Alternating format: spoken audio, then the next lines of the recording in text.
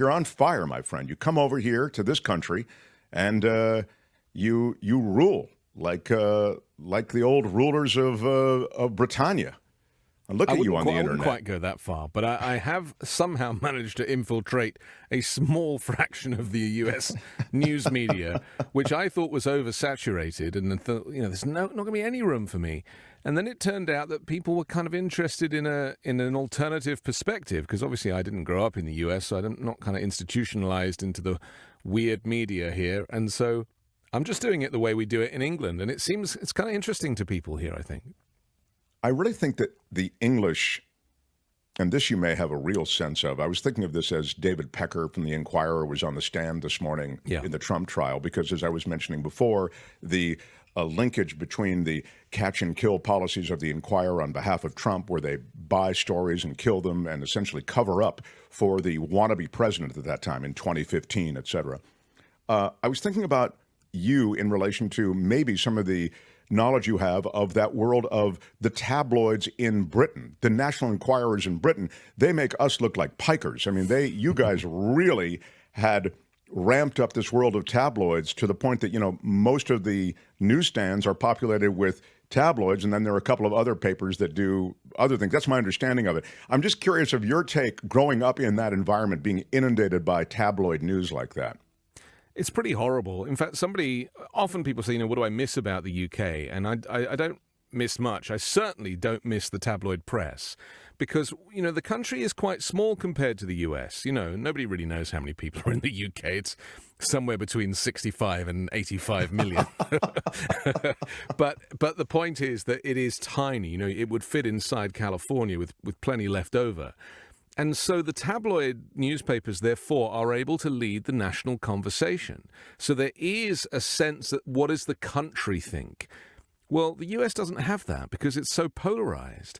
And so the idea that the whole country would, have an opinion, led by the news media, representing the people, it's just not a thing here, So it's very frustrating because every morning, celebrities will wake up and members of the royal family will wake up and politicians will wake up. And the first thing they do is they'll be like, okay, has the Daily Mirror dumped me in it today? And tragically, that's how it works. And so policy is often adjusted to suit how the tabloid press are kind of presenting the story. And, so much of it has really been a huge issue. Margaret Thatcher years ago, because of the poll tax and the way the newspapers handled that, she had to hand in her resignation. And I feel, David Cameron with Brexit, he was the prime minister at the time. And, he resigned. But the newspapers had a huge amount to do with that. Incidentally, and I would just say this is an aside, David Cameron has been brought back, one of the most hated, of the former prime ministers. He's now working as foreign secretary, so he's, I think he met with Trump a couple of weeks ago, which is so weird. Right. That's right. And my prediction is that they're going to get rid of Rishi Sunak, who's this 12-year-old boy pretending to be the prime minister. I don't know if you've seen him, but he literally looks like he's straight out of high school. And I think they want to get David Cameron back in. And so that would be an interesting turn of events for the British government. But that aside, to your point, yes, it's a horrible way to grow up, knowing that the newspapers treat people so badly. They make up names for people. Randy Andy is how they described Prince Andrew, who is now disgraced and has lost his royal title. Yeah, well, he really took disgrace to a new level, at least among the royals, anyway. Yeah. That's a great movie, by the way. Scoop. Scoop. Is that what it's called? Yeah. Yes, it's the Netflix telling of how they got the interview with Prince Andrew when he was denying his relationship with the several relationships that were kind of put to him with underage girls, courtesy of the Jeffrey Epstein movement. And how the great thing about that show is that they expose how he thought after the interview, when it was recorded before it went out with the BBC, he thought he'd done a really good job. He was like, I nailed that. This is going to totally exonerate me. I'm on a winner here.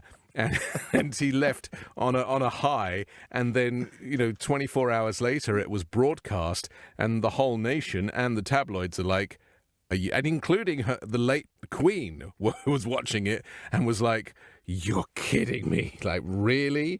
And that just kind of went to prove how out of touch the royal family, or certainly Prince Andrew, was with public opinion. And they're surrounded by yes people, of course. So yeah, it really is wild. And the other thing that I noticed in this, we have, it's really the way the tabloids treat the royals and I think maybe less so people of power, but certainly the royals. You saw how kid glovish they were around going after the royals, or going after even a story that related to the royals, damaging to the queen, yes, to the king's son, the queen's son in this case. It was wild. They really were almost reluctant to move forward. Well, you've got to remember that the royal family have press offices, and the press offices communicate with other press offices within the royal family. So, and this is why, Harry fell out of favor, because, he blames a lot of people in the press office. And so the press office also has a relationship with the press office or the news desk at the tabloid newspapers. So they're always negotiating. They're always killing stories. They're always, please, we'll give you this. We'll give you a photograph. We'll give you an interview. But just don't release that story just yet. At least wait till after the summer. So there's so much negotiation that goes on. And look, we used to, famously in the UK, we would see Rupert Murdoch being photographed going to 10 Downing Street for secret meetings with prime ministers, from Margaret Thatcher through Boris Johnson. I mean, this is kind of how they operate. The politicians need the tabloids in order to get re-elected, to keep them on side. It's dirty. And it's similar, I guess, to the kind of lobbying that you have. We don't really have lobbying at the same level. But here in the US, Big Pharma and the big corporates lobbying the Capitol Hill, that's a business in itself. So I have one other general question, and then I want to get into a little bit of Trump's. I think he's taking on some political water, and I'd love to get your thought on it. But before I do, I'm curious about one other general British thing. In this country, we have this myth of American exceptionalism. We grow up with it. We just assume everything's better here, everything's bigger here, everything's safer here, everything's cleaner here. It's total crap. Mm-hmm. We allow all kinds of toxic dumping here that they don't allow in Europe. We allow all kinds of pesticides here that they don't allow sprayed on fruits and vegetables in Europe. Our educational system isn't in many ways, in any way, could hold a candle to that you might find in Britain, et cetera. Mm-hmm. But I grew up with it too. Like, well, America, we're the best because we stand for freedom and democracy and all of our stuff. We inhale That's not this true stuff. Either. Yeah, right, of course, none of it's true. What I've just said. So that's why it's the myth of American exceptionalism. To what extent do you grow up with that in Britain? Oh, it's the opposite. Is it? I mean, yeah, it's the opposite. They teach the frailties of the empire? Well, I think it's more to do with the Second World War and the fact that, the United Kingdom got bombed to hell during, in London, the Blitz, which, lasted about 2.5 years of constant bombing and shelling. And, it was for anybody who, grew up, I guess, in the 50s, 60s, 70s and beyond. I think now people have obviously started to forget, and obviously a lot of the veterans have died and all that stuff. But I recognize that we grew up in the shadow of the war. I mean, I was born in the mid-70s, so obviously I was nowhere near the war, which ended in 1945, and yet the war was talked about all the time. The war. You don't say which war, just the war. And consequently, I think that, we have this attitude of make, do, and mend, so you don't buy something new, you fix something old. And it's not like that here in the US. In fact, when I first moved here and the toilet system broke and the plumber came, instead of fixing the washer, right, just replacing the washer, he took everything out of the toilet unit and put new stuff in. And I was like, what are you doing? And he was like, well, you might as well just replace the whole thing. And I was like, why? It doesn't need any of that. It's out of balance. It just needs the washer and to be tightened. And he was like, no, that's not how we do it here. And I was like, my goodness, this country is so interesting, in the UK. And we also put up with stuff, like I had a water heater that didn't work for 3 years. I had cold showers for 3 years when I got my first apartment. And I remember my mum saying to me, did you get the water heater serviced? And I was like, what does that mean? And £26 later, it was fixed and I had hot showers. But my mentality was for 3 years, I thought, well, that's just how it is. Are you saying that the kind of, I'll use this word, although it's a little extreme, suffering is baked into the... I think so.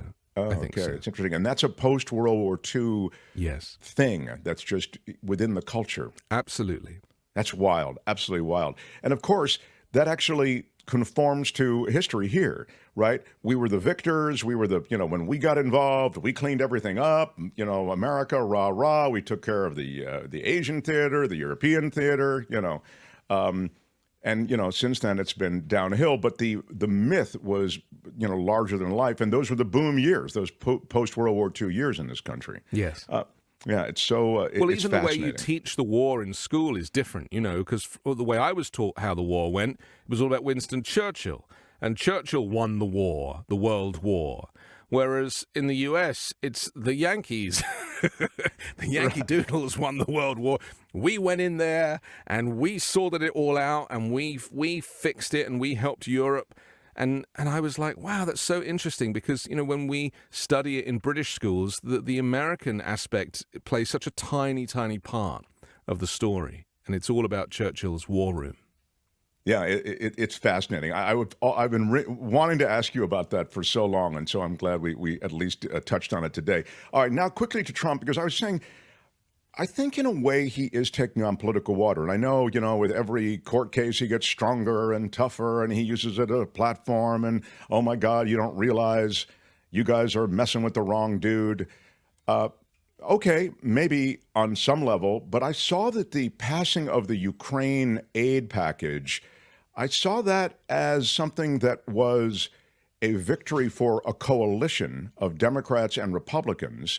And it was, of course, a passage of something he didn't want passed. He didn't want the border bill passed, and he was effective in scuttling it. And he didn't want Ukraine passed. Now, I saw this as a triumph of a reason over politics. And I say reason because, and I mentioned this to my audience here last week, or when after Johnson became a champion for this, he had met with Trump, and we know what Trump said: I don't want this passed. I don't want this Ukraine package passed. He then, because he's part of the Gang of Eight, he had an intelligence briefing, and I was talking about this on the show. And I was just speculating. He went into a skiff, and I think they showed him a video or something, and it completely changed the story. Yeah, right. All of a sudden, he realized, oh my God, this is a serious thing that's happening in Ukraine, and we're effing around with it for politics. And he is a Christian, and I suppose there is an aspect of Christianity. We criticize him for being a far-right Christian nationalist. I'm not taking that away from him. He's not a fan of the gays, but you don't want to see people suffer unnecessarily in that way. And I think that his conscience got the better of him. I think it was even probably that. And there is a geopolitical threat here that's significant. And I think the intelligence community can speak to that perhaps with a greater gravitas maybe than he gets caught up in that internecine squabbling within Congress. And you just get lost in the politics of it. You can really lose the forest for the trees. But that's why we need to remember that the role of Speaker is massive. I mean, it is a huge job. Second in line to the presidency. You have access to national security information. You have a lot of responsibility. And you can either pretend to be the Speaker or you can actually really do it. And I think that he's having to split himself in two. He's having to satisfy the Freedom Caucus and play along where he can. But they're not real. They're a distraction. They don't represent the majority of the party. And so he has to appease them. But at the same time, he still has to do the job of Speaker. And I think it would be remiss of us not to say how incredible Joe Biden has obviously been through this, because I think he really is the linchpin for these bipartisan negotiations. And he really, despite his age and despite the fact that he walks off in the wrong direction, who cares? It's what he's doing when he's sitting down. And this guy, I think, this is further proof that he is probably the most effectual president in recent American political history. And I'm not saying that because I'm a Democrat. I'm not. I'm saying it because we need to be safe. The world needs to be safe. And I did an interview yesterday with Miles Taylor, who was famously anonymous, the Trump administration official, worked in national security, who basically wrote that article in the New York Times. So I did an interview with him yesterday. That article was, just to remind everybody, was like, don't worry, we've got things under control. The adults in the room are watching, so don't sweat it. Yeah. And the point that he made, and clips of this are doing the rounds today, is that, Donald Trump was so dangerous during those 4 years. And yes, the adults in the room, the national security people, Mark Milley, people like that, James Mattis, even Rex Tillerson to a certain extent, they managed to keep things together and prevent World War III. And so when Donald Trump now and Trump supporters and MAGA Republicans go, well, under Trump there was no war, and look at it now. The reason there was no war is because all of these people that were around Trump managed to prevent war. What he wanted was to blow everything up and famously wanted to just go kill someone on his first day in office. And, this interview really shocked me. I didn't say much in this interview. I listened mostly. I didn't need to interject because what this guy was saying was so incredibly explosive, just in terms of how dangerous and volatile Trump is.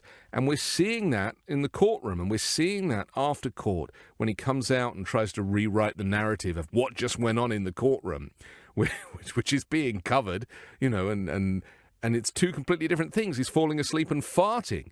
And yet, the other day he said that he stormed out. He never stormed out. He walked out. But he told the media and his right-wing media that he stormed out of the courtroom. I mean, I think, just back to your original question about Trump's political capital, I think it is diminishing, and I think it's only day one of the trial today. And trust me, I think as time goes on, he is running out of places to hide. Tony has asked me to please remind you, don't dump on falling asleep and farting. Okay. Thanks, Tony. Yeah, that's a... I don't know mean, why, it's something that, it's a pastime that we all like occasionally, but let me tell you something. When Tony is involved in this show, typically he does fall asleep and begin with the flatulence, which Thanks, is, Tony. I respect it, actually, if I can just be, Anthony Davis, the Midas Touch. I love it when you stop by. I always have the same feeling, like I want you on longer. And it's funny, I'll tell everybody, just because we live out loud on this show, I'll tell everybody, when I've got to go back, my parents have got some illness in the family and stuff. We got to go back and deal with these situations. So I've left poor Kim here alone. And I thought I'd love for her to have somebody else just to bounce off of. And, and my God, Anthony Davis would be great. But Anthony Davis, Courtney, he's got kids, and he's got other obligations. And so I was... What? Yeah, I know. It's so he was unable to do it. But he did mention somebody who we are going to use, Hal Rudnick, who's terrific, I think. He's really going to be strong. I'm so pleased that worked out. Yeah, I knew he'd be great on this show. Yeah, so he comes in today to say hello, and I think he'll be on with Kim later in the week. The last thing is, it was pointed out to me that you have not had it bestowed upon you. And so I'd like to do it now. You don't need to do anything special, Anthony Davis, but I'd like to bestow upon you. Receive the rod of equity and mercy. Again. Receive the rod of equity and mercy. Yes, receive the rod of equity. Receive the rod of equity and mercy. You are my favorite Britisher and favorite visitor to this show. Please come again, Anthony Davis. Again, creator of the 5-Minute News and Midas Touch host. Until next time, my friend. Thank you. Thank you very much. All right. Anthony Davis, everybody. Whoever you are. Hi, it's Mark, and I thought that was great. Hit the notification bell. You'll know whenever there's a new video being dropped, and please subscribe to our channel to help us save the universe.